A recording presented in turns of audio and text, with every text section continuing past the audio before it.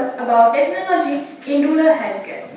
Sir is an alumnus of our very own college and a practicing physician and clinical researcher. He has received the Best Outgoing Student Award 2010 of Dr. VMGMC Solapur and is also a MUHS ranker in medicine, ENT and physiology. His clinical service has been mainly dedicated for rural and urban underprivileged patients after his graduation. Sir has more than 35 publications in reputed national and international journals with the key focus on neurology, hemato-oncology and rheumatology. He has also received the prestigious Victor and Clara Soriano Award by the World Stroke Organization, Geneva. The honorable chairpersons for the session are Dr. Sanjay Kulari Sir, Associate Professor and Head of Department of Anatomy, Dr. Vinayak Doizat Sir, Associate Professor, Department of Physiology. Now we request the chairpersons of this session to kindly come on the stage and accept our welcome. Sir, please.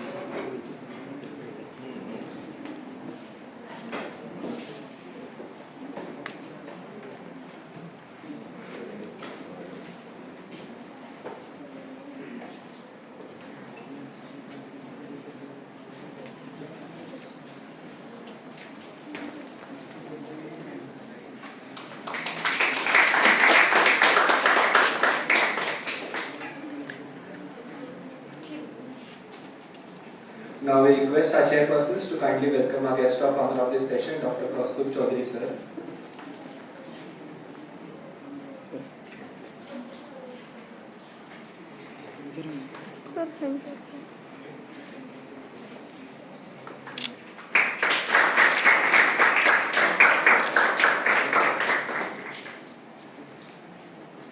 Now we'll begin the session in 2 minutes. Just a technical.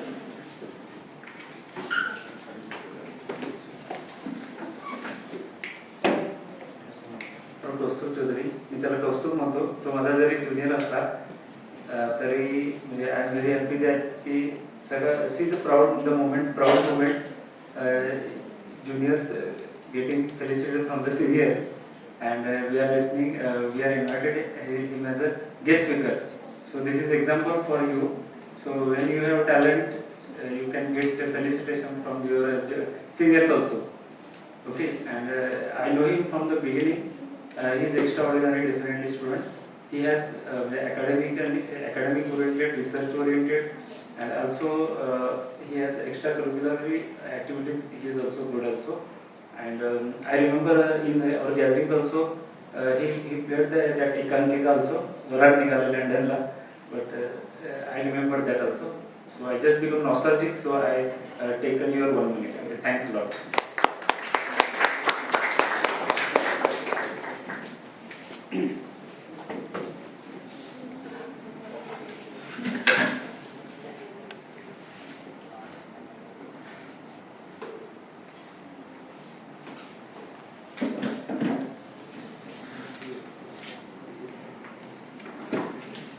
Thank you for the warm words of introduction. I feel really emotional and indebted having come here. So I know that it is post lunch, the ACs are on, and some of us want to grab a nap. So it is okay to sleep, please don't snore. So that having said that, I am incredibly grateful to Dr. VM Medical College for having given me all this motivation. I have presented at many international presentations and conferences, but this is the singular greatest academic pleasure to have come to the college that actually made me the doctor that I am, to have inspired me to do all the underprivileged work that I do. And I am incredibly grateful to the faculties, the organizing team. Rohit just said that Dr. Talwar is like his grandfather, and he also has treated me like his elder brother. So I am incredibly grateful for that. So I will begin my presentation. Few years, can we switch off these lights? Just keep this light on.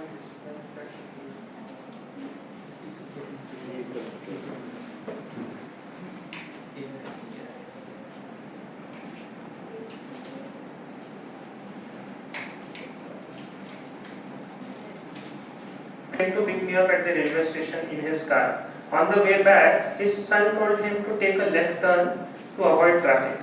I was curious. I asked, Beta, how do you know about the traffic? Do you come on this route very often? He said, no. See, Google Maps is showing that there is a road construction in the front, so we can take this other route and avoid the traffic. That boy was merely 4 years old. I began to wonder what was my biggest achievement at that age. And I thought a lot, and only this comes to mind. So the bottom line is that for the people pursuing MBBS right now, they have had exposure to computers and internet right from the time they started learning. So it is very likely that you will have a greater imagination and innovation to use technology than I probably have. Also, I have noticed after years of working in villages that people don't like to settle down, especially specialists don't like to settle down and work in villages because of the hardships and the lack of facilities over there. But they still come to the villages once in a while. Like for example, young physicians who settle down in cities realize that there is an acute saturation of those specialists in the cities, and then they expand their services to the periphery. Similarly, older physicians who have had enough savings also come to the villages to serve from the altruistic or for helping the patients. But overall, they come here only for 1% of one week, once a week or once a month. Imagine if there was a telemedicine setup in their hospital, in their clinic, where they could comfortably talk to patients in villages, make diagnosis, operate on patients from the convenience of the clinic. It would be a win-win situation to them. So, you all should know that not many years back, I was sitting there, I was as curious, as confused, and as careless as you are right now. And if I could do something like this, I am very certain that you all can do that too.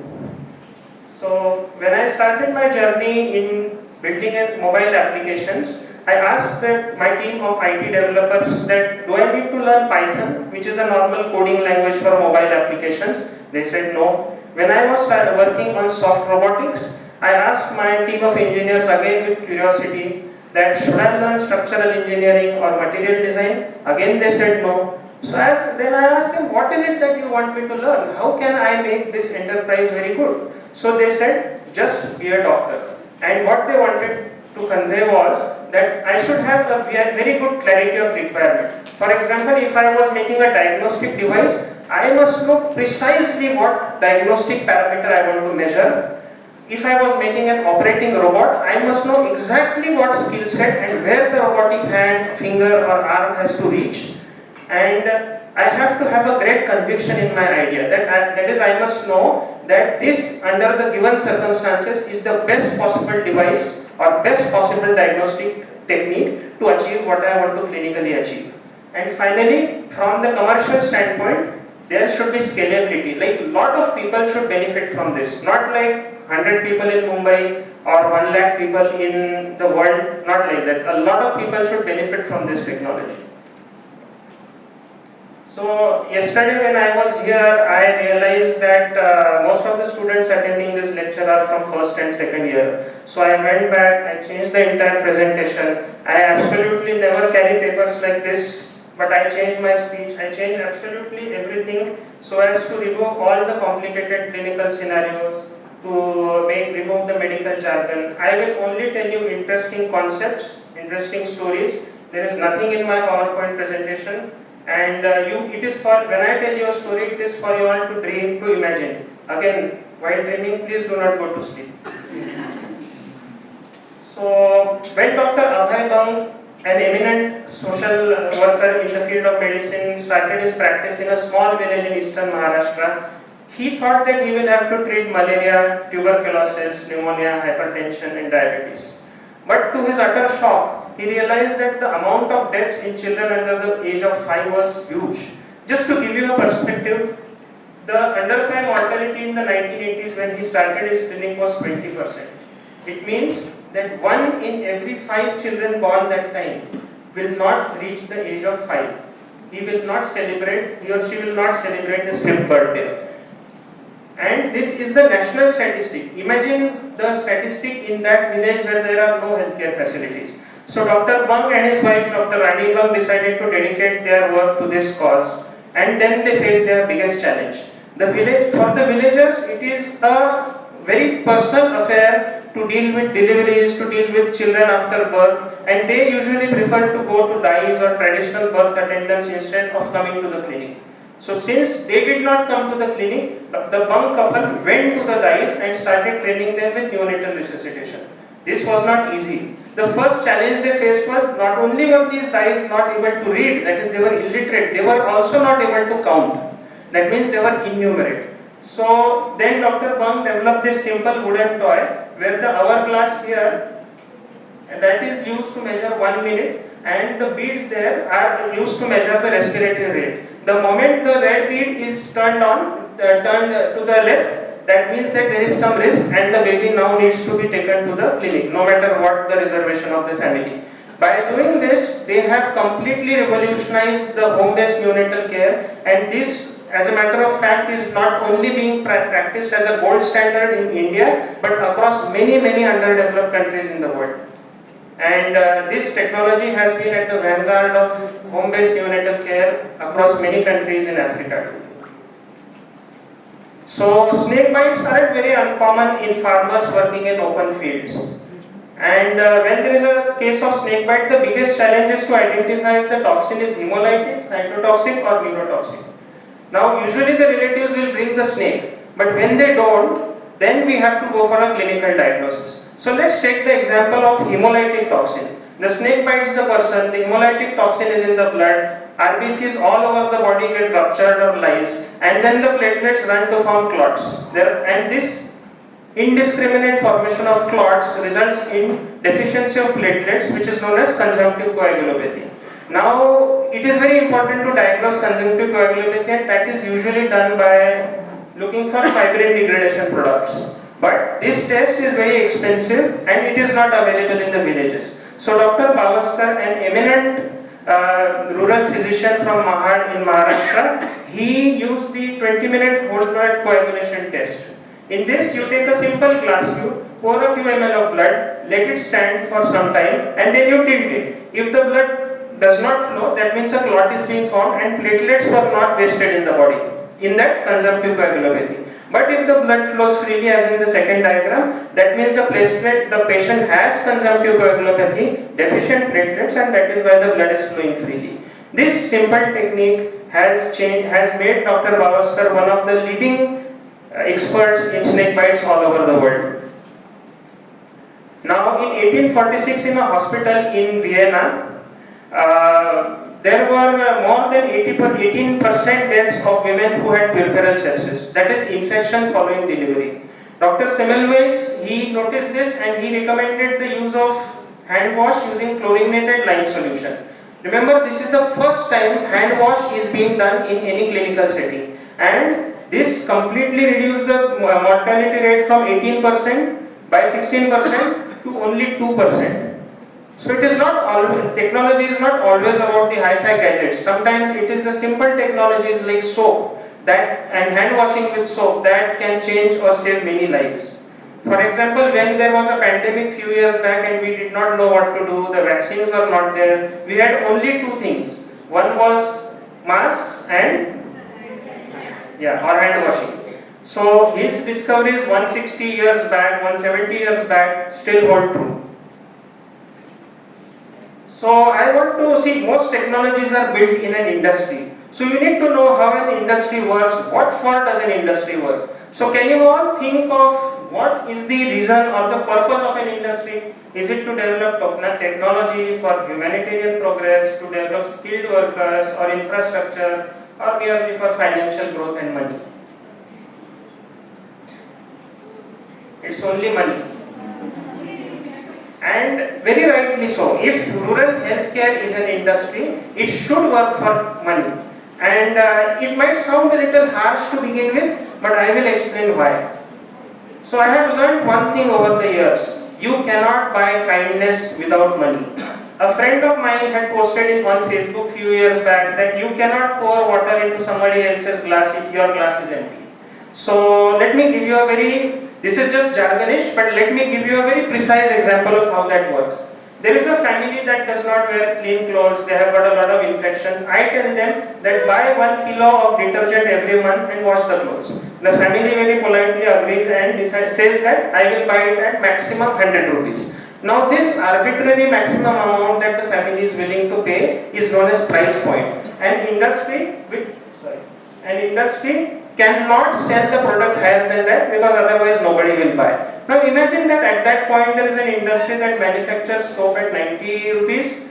They spend more $4 rupees for research and development, and then they pay rupees for salaries and expendables. The only profit they make is 2 rupees. So imagine for them to manufacture one more bag of the detergent, they have to sell 49 bags first. Now if another patient comes to me and says that sir, now I can pay only 80 rupees. What will I do? If I ask the industry, they know that the only way for reducing this cost is to do more R&D, that is research and development, and by doing R&D they can find cheaper substitutes to that detergent. Now this company already makes a profit only of 2 rupees, they can't do it. So ultimately खेल तो पैसे का ही है. If you want to serve this poor family, you need to have money. The design should be such that the margins of profit should be higher. And I am telling you this because I feel that tomorrow one of you or few of you will make these devices, and engineers, startup people will challenge you. पैसा कितना बनेगा? Don't run away from them. This is going to change the future of medicine forever.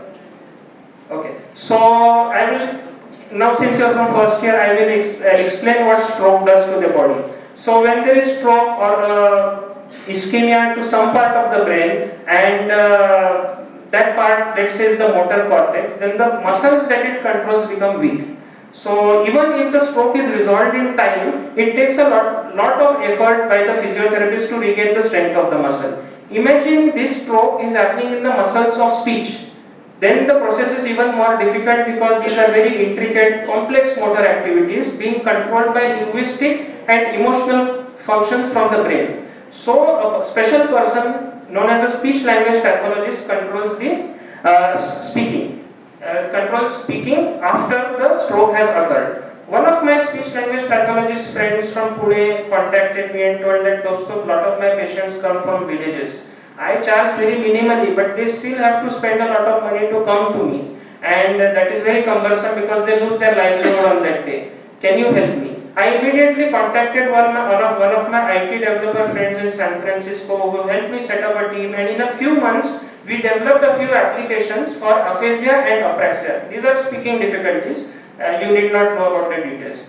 The basic design was the patient will visit the speech language pathologist first, he will take the entire session, then prescribe a few exercises on this app, and then once the patient starts doing these exercises, by giving sentences, the person will read, it will hear, then give remediate actions like by means of animation, they will tell you how to move the cheeks, the lips, the breathing exercises, etc. This was the first stage. The second stage, we were hoping to generate this data of observing the patient speak, send it to the speech pathologist and perform a video consultation.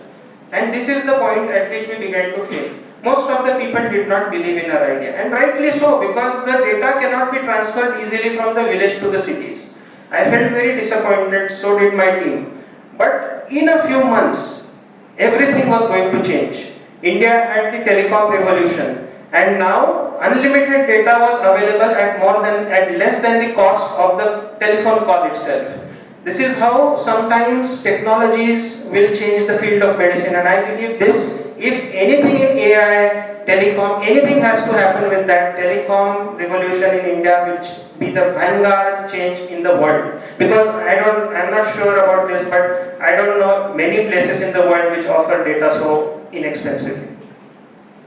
So now let us imagine a different scenario. Let's say I am an operating surgeon in a small village. I have limited knowledge, limited skills. I want another surgeon, expert surgeon from the city, 1,000 kilometers away to help me. Now how do I do that? So there is a simple way. Just like this camera is recording two-dimensional video here, that is it can record either this side or that side. Let's say we record 360-degree videos, that is by means of a spherical lens or multiple lenses as shown here. let's say I am the operating surgeon and I am holding the camera over here, and the camera is recording everything, not just what I am doing on the operation table, but the anesthetist, the tray, everything. And I transmit whatever recordings to YouTube or any online streaming platform. The receiving surgeon in the city will wear this cardboard box. This is called Google Cardboard. That they will just have to place their phone on which they are watching the video in that, wear it, and the moment they start moving their head like that, they will get a 360-degree view of the operation theatre. Now I am sure most of you know about this, but you should know what it means. It means that surgeon is standing beside me, he is looking into the surgery, and he is also looking at the anesthetist and the support team, giving them instructions by means of speaking on the microphone. Imagine the privilege that I will have. But still, that operation, that surgeon is not performing the operation. So now let's take it one step higher. Let's go into what is known as augmented reality. Now, different scenario. I am wearing this virtual reality set where there is a screen in front. Can you hear me if I stand far away? Yes. So if I am standing here and there is a screen in front of my eyes and two cameras here, these cameras will record exactly what my eyes would have seen and give me that image on the screen. Now I am viewing the screen, and that doctor sitting 1000 kilometers away is also viewing the same screen on a flat screen. He has that other 360-degree, everything is already there. Now if I ask him a doubt, sir, where should I take an incision? He will just draw that on that screen 1000 kilometers away. It will appear in that virtual reality set that I am wearing, and it will appear to me as if he is drawing on the intestine or wherever the incision is to be taken place. He is now interfacing directly with the patient through it. So I want to give an example of the initial days of Dr. Prakash Amte. There was a lady who came with very mature or advanced cataract, and she could not afford to go to an ophthalmologist in the city. So he knew that if he doesn't do something about it, she is most likely it is going to damage the entire eye and she will lose vision. So based on the limited resources that he had, he still went on with the surgery. Imagine if there was an ophthalmologist from the city guiding him with augmented reality. The whole thing would have changed. So before I end this augmented reality thing completely, let me tell you what virtual reality means. Virtual reality means two words which are opposite to each other. Virtual means something that is not real, and reality means real. So it is an oxymoron which intends to say that it is making a world of make-believe. So we just believe that that surgeon is here, and that surgeon is not actually here, but he is now transcending from that make-believe to the really present. If, let's say, imagine this surgeon, let's say if this surgeon, that is me, for example, is replaced by a robot, then that surgeon will sit in his clinic 1000 kilometers away and operate through the robot. It is as simple as that. Now, still, this surgeon is able to give me markings. What if the surgeon should be able to feel what I feel? Let's say I am operating on the intestine and it's a case of cancer, and I palpate the lymph node and I feel something. I want a second opinion from that person. He cannot see it or give me an opinion just by the video. So I want to take your attention to something known as telehaptics, where you wear a glove. Now forget about this, I will make this a little simpler for you. Imagine you are wearing a latex glove, normal glove. On the top of that you are wearing another glove which is made of a bubble wrap. Tiny bubbles. On the top of that I am wearing another glove which is another latex normal glove. So this setup is done. So when I place this hand on my knuckles or the hand external aspect, then wherever there are elevations or hard points, the bubbles are pressed more. Wherever there are depressions or softer points, the bubbles are pressed less. That is how we get a graphical map. If I move my hand a little bit, these pressure coordinates change their location. And moment they change their location, this becomes a dynamic graph. Now, this dynamic graph can be transmitted to that doctor 1000 kilometers away, he can see it. So this is transmitted by the internet, and it is something known as the IoT. Like Kulkarni sir has said, it is Internet of Technology. So in simple words, Internet of Technology is a fancy word to indicate that two machines are communicating through internet. Now what happens is that the receiving surgeon gets this graph, but feeling or palpation is about feeling, it's not about seeing. So let's make him wear another glove, same glove. When my bubble compresses, his bubble will expand. So when I get that feeling of being pressed, his hand will also be pressed, and the telepalpation will be ensued. So finally, I want to come to the concept of artificial intelligence. Before I go into this, I would just raise your hand if you are not able to understand anything. Okay, this is easy for you, right? Cool. So this is the final concept. So I want to explain artificial intelligence by means of a very simple model of a top-loading washing machine. So let us understand how a washing machine works. So a washing machine essentially works on electricity, so it has to be powered in a socket. If there is no electricity, it will not run. But if there is electricity and there are no clothes, that is no weight in the drum, the machine will refuse to work. Now if I put my clothes into the machine, there is weight, but if there is no water or water is not at adequate pressure, it will still not work. Let us say that I put water, but the machine sensor does not detect adequate concentration of the soap, then it will not work. And if after doing everything, and I don't close the door, it will still not work. If I close the door and the person's clothes are very dirty, that the soap is exhausted in the first rinsing cycle, the machine will again stop and ask me for more soap. So do you realize what is happening? The machine is working on basic logic. Door खुला होगा, कपड़े उड़ेंगे, तो door बंद होना चाहिए. Simple logic. And it is blocking the electric current by means of simple circuit. But multiple logics like that make the machine work smoothly. Now what is intelligence? Very crude and simple words. Intelligence is an aggregation of lots of logics and outcomes. Let me explain. So there are two families. Family A works in an IT, information technology sector. B works in an industrial sector. The family A, the people mostly work from home or travel in an AC car and go in an air-conditioned office for 5 days per week. So their clothes are not soiled for 5 days in the week. And on weekends they go out to enjoy, the clothes are soiled. On the contrary, the other family works for 5 days a week and then they take rest for 2 days. So their clothes are dirty or not dirty or less dirty in the opposite manner. Now when the machine notices that okay, for 5 days the clothes were dirty, then based on the experiences of other customers, it says okay, maybe these are working in outdoor jobs. If they were not, maybe they are working in indoor jobs. This is the first interpretation that the machine has made. But suddenly what happens that the family B, that is the green color, they two of them fall sick and they stay at home. Now this family suddenly puts in clean clothes for 7 days in the week. The machine is confused.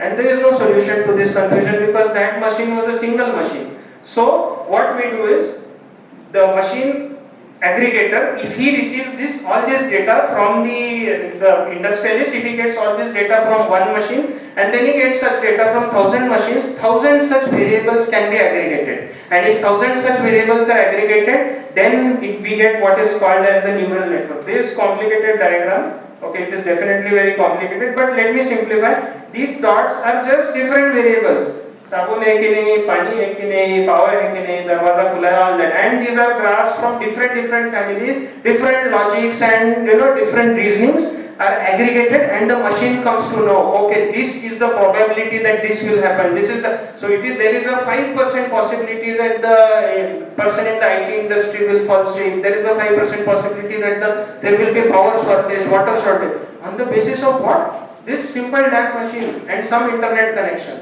So this is the power of artificial intelligence.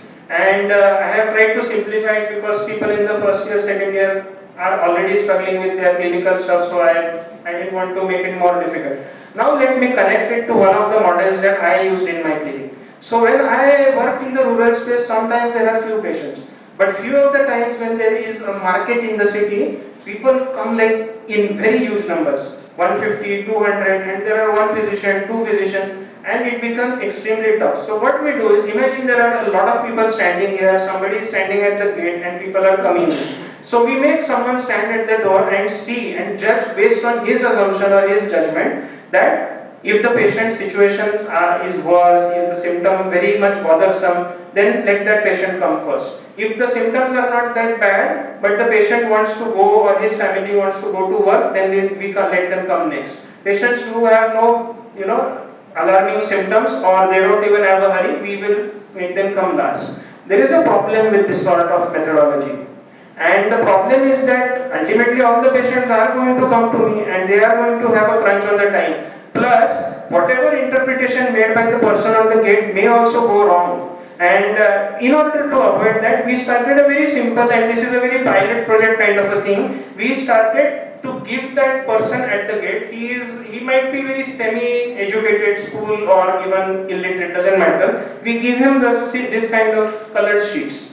So I am not giving you the originals because it is under research, so I can't share that right now. But we give them such sheets. So it's a colored sheet where, let's say, cardiovascular symptom, this word is written, so that they are not concerned about. They are not concerned about anything that is written. They just see the photo. So first photo is that of pain, the second is breathlessness, pedal edema, then syncope or giddiness. So these are just symbolic diagrams. The person sitting on the gate will just have to tick whatever first complaint is put, and then they will go to another pink sheet, like there is a pink box here. Then for the complaint 1A there will be a pink sheet. They will see the pink sheet and ask for the severity, like is the pain worse or it is pain less and something like that, again based on some pictures. Then they will go to another sheet which is a blue sheet where they will ask for associated complaints.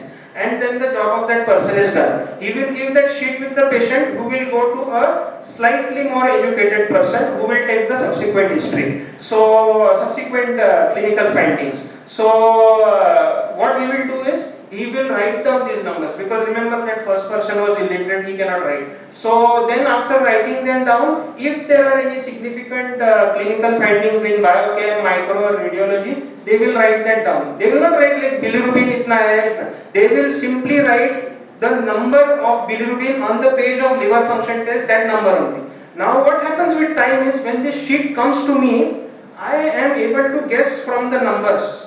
I am able to guess from these numbers that, okay, this patient has severity, no say. So I am an interface between the patients and the patients coming to the clinic and the patients just being sent away. So this is first check. But so you will say that what is the need of doing all this? You can see this chart and see the reports and done. Firstly, it saves a lot of time, and secondly and more importantly, look at what is happening here. 1, 2, 3, 4, 5, 6, 7 blocks. The last block is one where I will say if the condition was clinically urgent or not. Now this is only one visit. Many visits will follow and many such data charts will be produced. We can generate a card where the patient's data will be noted on the backside, and this chart will ultimately, imagine if you are feeding this data into the AI model or into the machine learning systems, the amount of patient behavior, patient and disease occurrences, prevalences and correlations that this machine learning model can give are tremendous. So this is just from the futuristic standpoint, but just for explain the relevance, what is all this? This is power, this is sabun, this is pani, this is door, all these variables only. Same variables are coming into play, and this can serve as an AI model which can change the doctor's understanding of patient behavior completely. Patient behavior or disease behavior. Now I come to the last point. Like, a lot of people have, very eminent and senior people have discussed about why machines will not replace doctors. I will also, like, most of the points are already covered, so I have deleted a few slides. I have just kept this one which was raised in the previous discussion, that machines cannot understand emotions. Let me explain this point to you. There is a significant difference between these two words. Sympathy is where you feel bad for the patient and that's why you are helping him. This is a risky emotion. If you feel bad for him, just for him, then it is very likely that you will get upset if he does not follow the treatment that you recommend. On the other hand, empathy is an emotion where you feel bad with the patient. Like, you correlate to similar experiences that you or your relatives or your close kin have experienced. You understand what the patient is feeling and you tell him, even if he does not follow your recommendation, I can understand why you may not have followed, but we will stick together and we will take this through. Now imagine a machine saying this. I think machines can also conquer emotions in the future. Imagine them reading poetry, all emotional novels, conversations between couples, when the couples break up, when families fall apart, everything they can understand and they will know what are the right words to speak. A machine can come to me and say the kindest words, but I will always have a doubt. This machine does not have any real experience. Why should I believe it? So till such a point that robots do not start to treat emotionless robots. Machines cannot replace human beings, at least for human healthcare. So, do we have time or we are done? We have some time? Okay, so I don't have a slide for this because I was apprehensive that I may not have time. So I will describe one research project that we are doing right now so that you guys who are in first year and second year will realize how simple research designs can be and how clinical examination can be more important than lab investigations also. So recently we started working on a model of diabetic hand. Most of the times people are worried about diabetic foot because it causes pressure on the leg, sometimes leg ulcers, gangrene, and we lose the foot. But we tend to ignore diabetic hand because it causes problem very late, and when the problem happens, possibly the person loses the job or something, but we ignore that. So, but the prevalence of these conditions is very high. And what are these conditions? They are usually related to soft tissue or musculoskeletal fibrosis. Patient develops conditions like carpal tunnel syndrome, Dupuytren's contracture, or flexor tenosynovitis, and they cannot move their fingers. So we did a lot of studies on these patients, like MRI of the hand, nerve conduction studies, electromyography, to study what is happening in the hand. Once we had this data, we also did studies of their internal organs, because हाथ में fibrosis हो रहा है तो अंदर तो हो ही सकता है. So we also started studying about liver fibrosis, pericardial fibrosis, and other internal. There is already a lot of research and data about the correlation of this internal organ fibrosis and retinopathy and kidney. So do you realize what is happening here? The first thing we did was we did clinical examination merely of extending the hand, holding the hand in a prayer sign and seeing if the fingers approximate like this or not. And these simple clinical tests are used to correlate the internal organ fibrosis or the occurrence of retinopathy, nephropathy, etc. So tomorrow, then now this is a very far-fetched dream. Tomorrow, if we validate these tests, if we identify how good, how accurate these tests are, and if they turn out to be accurate through this research, such tests can be done by a simple Anganwadi worker or a village health worker who will simply give photographs to doctors. Photographs can also be analyzed by machine learning, and we can identify trends of diabetic complications, and we may be able to tell a villager that you may have this, you have diabetes, you may have this complication of diabetes in the future, and this is through progressive learning models. So, like I said before, for becoming a good technologist, you must only be a very, very, very good doctor, and you must understand what the patient needs and wants. That is only what is required, and that is only exemplified because such simple clinical tests. Now, we are not through with this research. Maybe it is helpful, maybe it is not, but there is a good chance that it is. And if it is, then this is something that will reduce the cost and increase the probability of technology reaching rural space.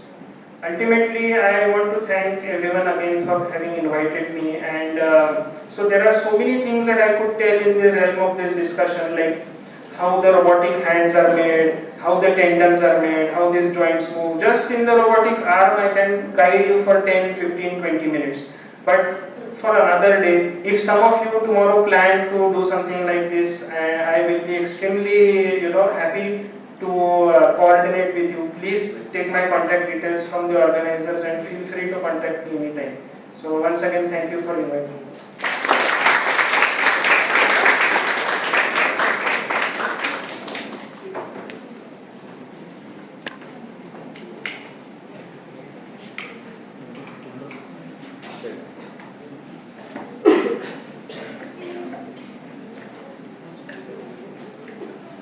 Thank you, sir, for your wonderful talk and widening our perspective on this topic. The floor is now open to respected chairpersons.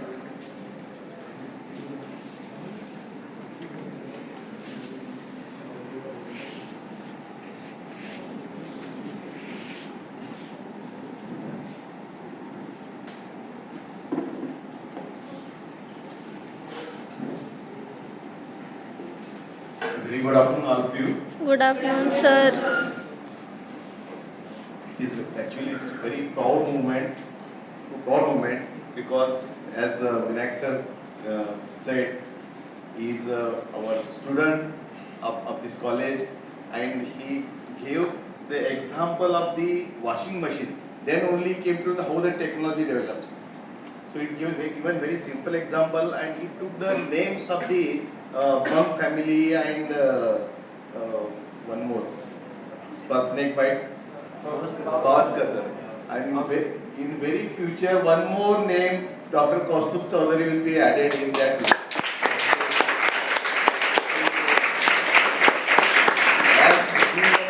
Correct path. These are very correct path to develop because they have done very good job, best job in their era.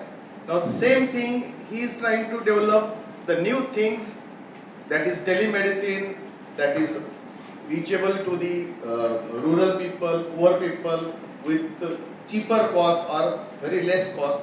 So that is very appreciable. So I'm very proud.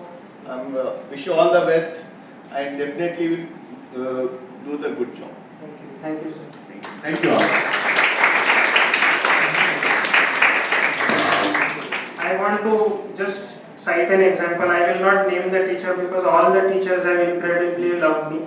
But I want to give an example of this same stage. I was standing in the same point to deliver a lecture on carcinoma of larynx many years back. And I had a cycle, so I didn't have a bike at that time. I was coming from the hospital and I was taking the cycle through that Maharashtra Bank area from the back gate, and somebody was following on her scooty or something, pressing the horn. And I had not prepared the lecture that well, so I was in a hurry. I was not, bothering that somebody is following me. Then I parked my cycle, and that person also parked their scooty. And I came running.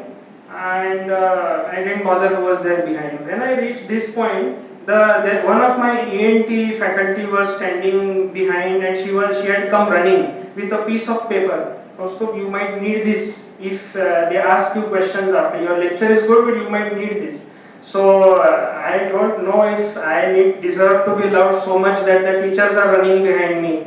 But I will tell you one thing: same teachers, same faculties. They have, and I will not name this faculty because Gadgir sir is here, all the other sirs are here. Anybody of them would have done this for me, and all that I did was just follow what they said. And if I can reach here, I am very sure that you all can reach even further. Thank you. We had a beautiful insight about how we can create a global village in terms of healthcare and delivering the health to the remotest person. And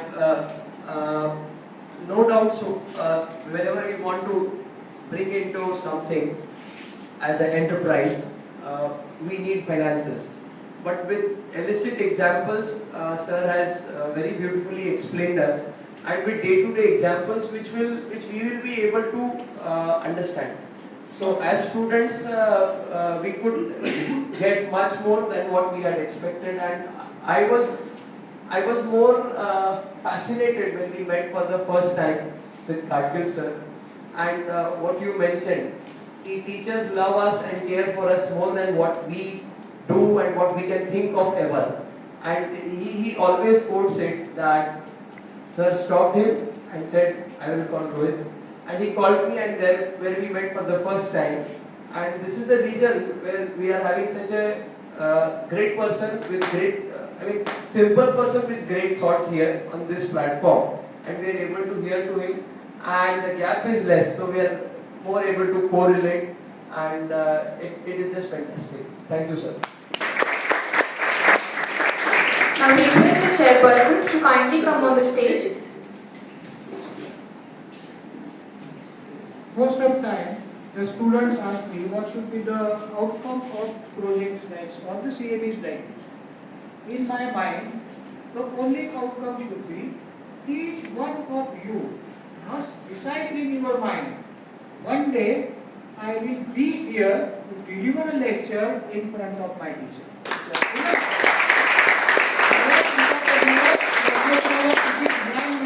तुम्हाला काय कळलं, किती हुशार झाला, किती पुढलं कळलं, मला काहीच नको आहे.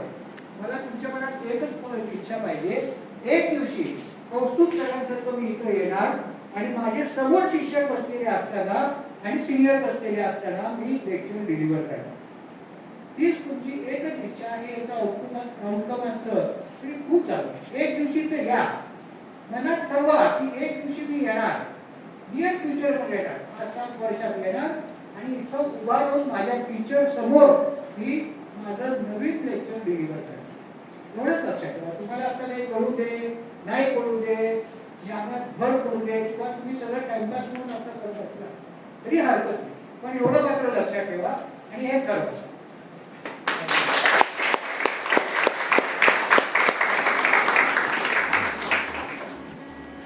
Now we request the chairpersons to kindly come on the stage and felicitate our guest of honor, Dr. Kaustubh Chaudhary sir.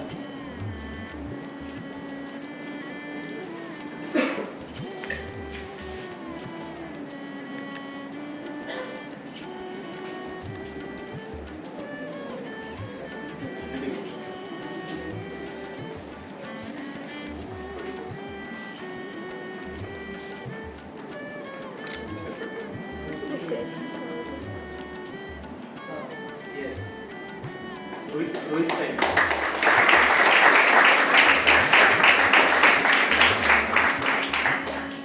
It is indeed proud for the student as well as the teacher, experiencing this moment, I feel, and we hope that we all will have some day like this, as Dr. Gargil sir has mentioned, that we will be talking in front of our teacher. Our teacher is privileged to listen to the student, and the student is privileged to deliver a talk in front of the teacher. Thank you all of you.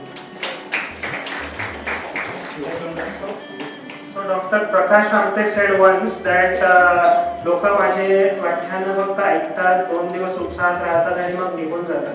Please तसं करू नका.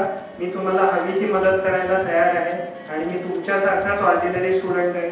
मुद्दाम मी आज boot न घालता चप्पल घातली म्हणजे मी साधा आहे हे दाखवायला केवळ, आणि त्यामुळे तुम्ही मला कधीही अप्रोच करायला संकोच करू नका. मी मदत करायला फार तत्पर आहे. Thank you sir.